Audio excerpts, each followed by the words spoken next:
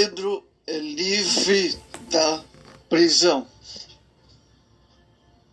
O rei, aqui no capítulo 12 de Atos, os versos 1 a 13, o rei Herodes aqui mencionados, amados neto de Herodes o Grande. Mais uma vez vemos aqui a atitude do realista de Lucas, uma relação ao período inicial da igreja cristã.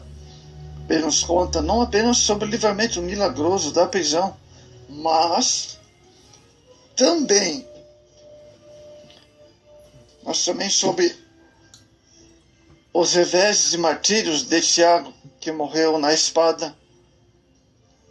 Isso certamente foi agradável aos judeus em Jerusalém, que depois do discurso proferido por Estevão, já não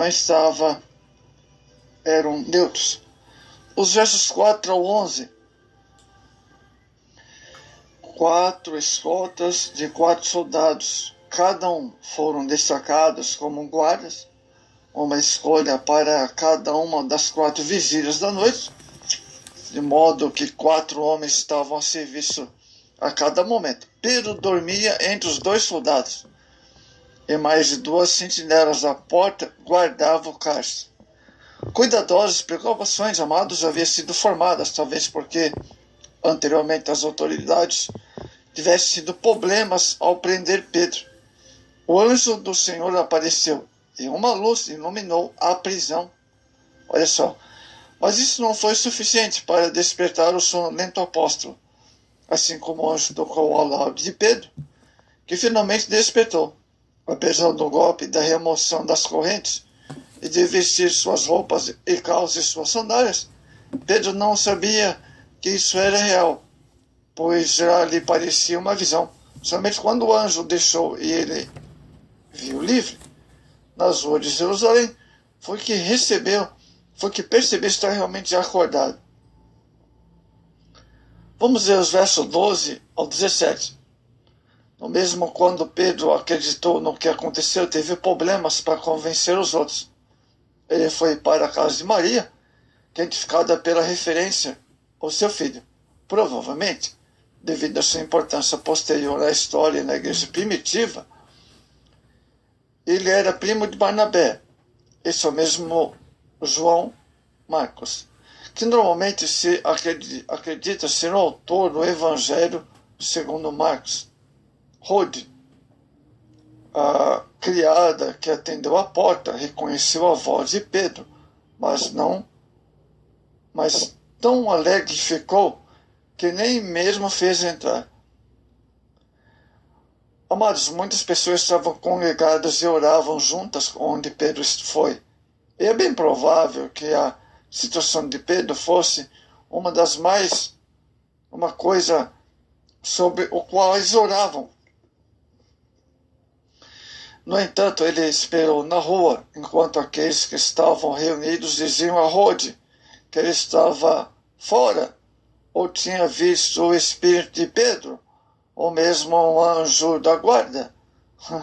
Olha só, né? Que coisas. Havia uma crença de que o espírito de uma pessoa ou um anjo de guarda pudesse se locomover sozinho, a ser confundido com a própria pessoa. Uma crença da antiguidade, não que o Evangelho segue isso.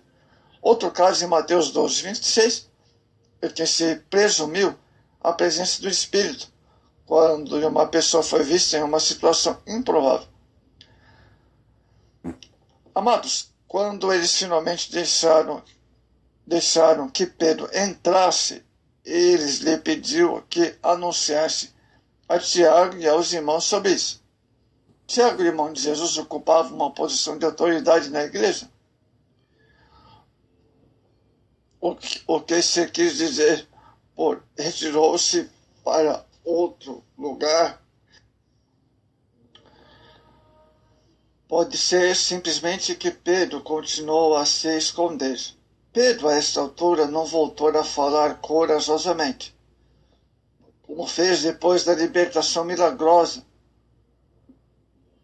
em capítulo 5, 21. Não houve nenhuma instrução para fazê-lo neste caso. A situação de Jerusalém é muito diferente. Vamos ver agora os versos 18 e 19. A ação de Herodes não teria sido considerada algo excessivamente cruel. Submetendo as sentinelas e inquérito, ordenou que fossem justiçadas.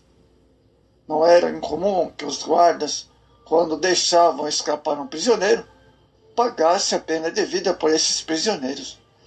Herodes não perdia uma oportunidade de aumentar a sua popularidade. Vamos ver os versos 19b ao 23. A história da morte de Herodes Agripa parece apenas indiferente, relacionada ao interesse principal do autor, a expansão do crescimento da igreja. O contraste entre as ações e atitudes de Herodes e dos apóstolos é surpreendente. Herodes é descrito em um momento de triunfo particular. Os que tinham se indispostos com ele pediram a reconciliação, vestindo traje real e assentado no trono. Herodes diz uma palavra que foi recebida em entusiasmo. A aclamação do povo é a voz de Deus e não de homem. Contrasta com os apóstolos que nunca hesitaram em afirmar que eles eram simplesmente homens e que falaram com palavras de Deus. Amados, no passado nós temos homens que foram milagrosamente libertos. Nós podemos ver no caso de Davi, o livramento que Deus deu a Davi. 1 Samuel 17, 37. O Senhor que me livrou das garras do leão e das garras do urso, me livrará da mão destes filisteus. Disse Saul a Davi, vai-te e o Senhor seja contigo. Olha só. Temos também na Bíblia o livramento dos jovens hebreus, Daniel 3, 27, né? Temos em Daniel 6, 22, Deus livrou a Daniel, como livrou a Pedro. O meu Deus enviou seu anjo e fechou a boca dos leões, para que não me fizessem dano, porque foi achado em mim inocência diante dele. Também contra o seu rei não cometi delito algum. Nós vemos na Bíblia também Jonas, que foi livre ali, né? Jonas 1,17. Os apóstolos, né? Nós vemos também Paulo e Silas, Atos 16, 26. De repente sobreveio um terremoto tão grande que os alicerces do cárcere se moveram, abriram todas as portas e foram soltos os aguilhões. Amados, então para Deus não há limite para operar, para livrar um servo, uma serva de Deus, não importa se é no fundo do mar, se for na cova dos leões, né? Ou numa prisão, não importa em que circunstância. Deus, ele tem um poder ilimitável. Ele envia os seus anjos para livrar os seus servos, né? Quando também os inimigos planejam atingir um servo de Deus, não importa a força qual esteja utilizada para prender um servo de Deus no sentido espiritual, né? Naquela época foi usado a força política, né? Secular para prender a Pedro. Nos dias de hoje são vários os recursos e instituições anticristãs que de alguma forma pode querer prender ou limitar ou prejudicar um servo de Deus. Mas não importa, o poder de Deus é ilimitável, amados. Nós podemos perceber o grande poder de Deus sendo empregado, utilizado na época de Moisés. Faraó não queria libertar o povo de modo algum, queria que o povo se mantivesse ali no Egito. E Naturalmente, Faraó não acreditava no poder soberano. Mas ali estava Moisés e o rei do Egito. Sobre a vida de Moisés estava o poder de Deus. E sobre a vida do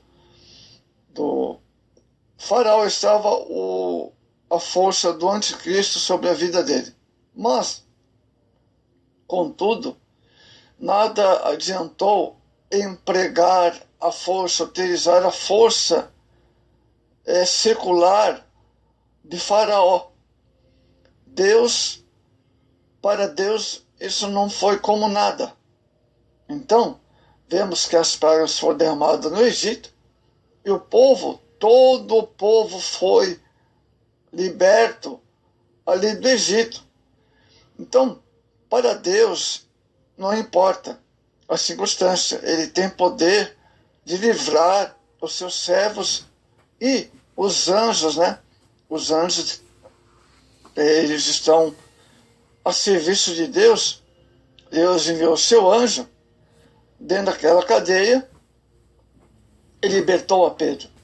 Então, para Deus não importa parede, não importa profundidade, largura ou distância. O poder de Deus, a Bíblia já diz que Ele é onipotente. Se Ele é onipotente, Ele tem poder para livrar os seus servos, né? É importante nós lermos e analisarmos esses exemplos do Antigo Testamento. O poder de Deus é ilimitável. Ele livra os seus servos, porque Ele é maravilhoso, Ele é onipotente. Então, amados, é importante a gente enfatizar que Deus é onipotente e que no passado Deus fez coisas grandiosas para livrar os seus servos, como nós vemos no caso do povo de Israel e no caso também de Daniel, capítulo 12, que Deus livrou dos animais, né? E livrou também até mesmo se não tivesse animais, eles iam deixar Daniel morrer de fome e de sede naquela cova. Mas Deus é maravilhoso e livrou os seus servos no passado e livra também no presente.